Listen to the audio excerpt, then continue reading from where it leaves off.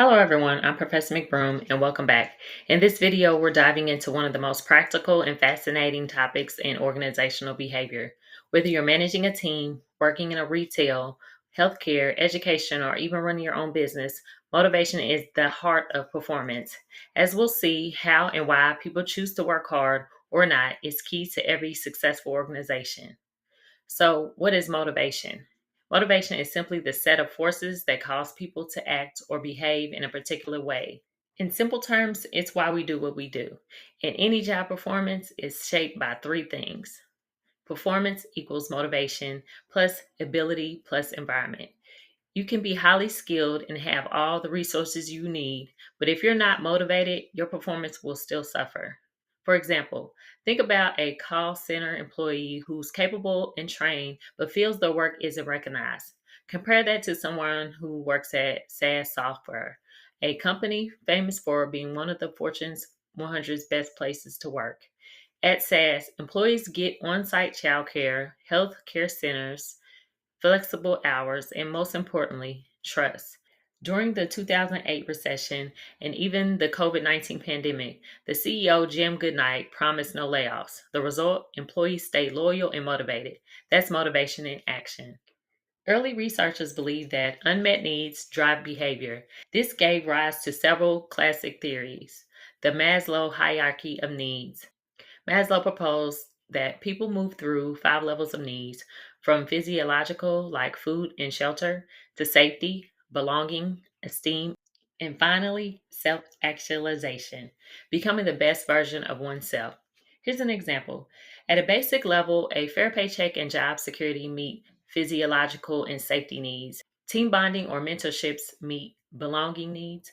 Recognition programs address esteem. Giving employees room for creativity or leadership growth touches self actualization. But here's the catch: real life isn't always so linear. Sometimes people skip levels or regress. For example, an artist might sacrifice security for self expression, so managers need to be flexible.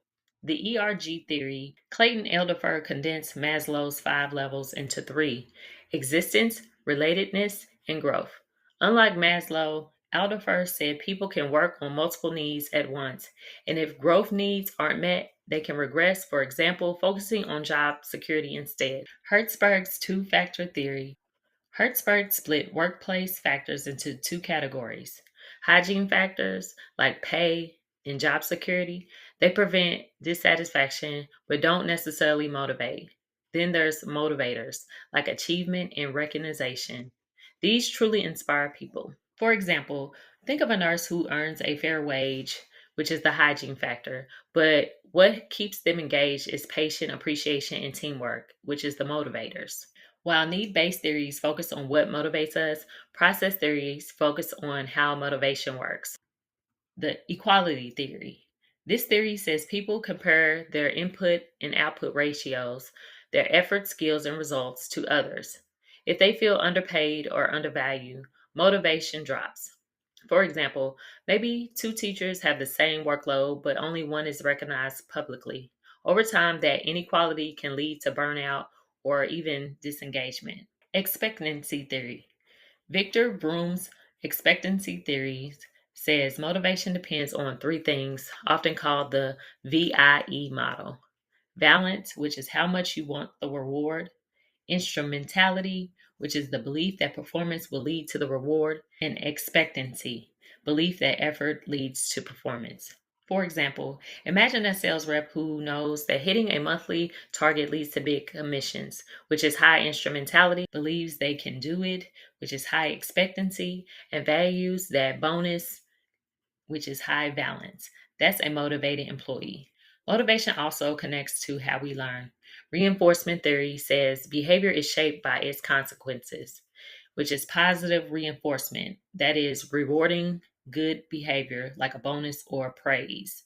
Then there's negative reinforcement, which is removing something unpleasant like ending weekend shifts. Then there's punishment, which is applying an unpleasant outcome to discourage behavior. And lastly, extinction, which is removing reinforcement to reduce unwanted behavior. For example, a manager at Starbucks might recognize baristas who upsell new drinks with a Star of the Month award.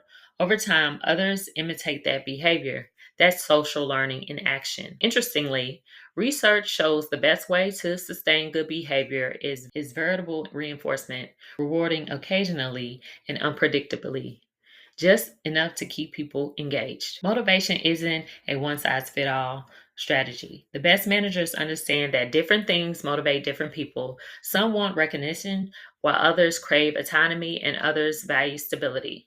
The key is creating an environment where people feel their work matters, their contributions are recognized, and their growth is supported. So, next time you're in a leadership role or even motivating yourself, ask yourself, what need am I trying to meet? Do I believe my effort will make a difference? And am I being treated fairly for what I give? Because understanding motivation is really about understanding people. Before you go, think about what truly motivates you at work or at school. Is it achievement, recognition, or something deeper?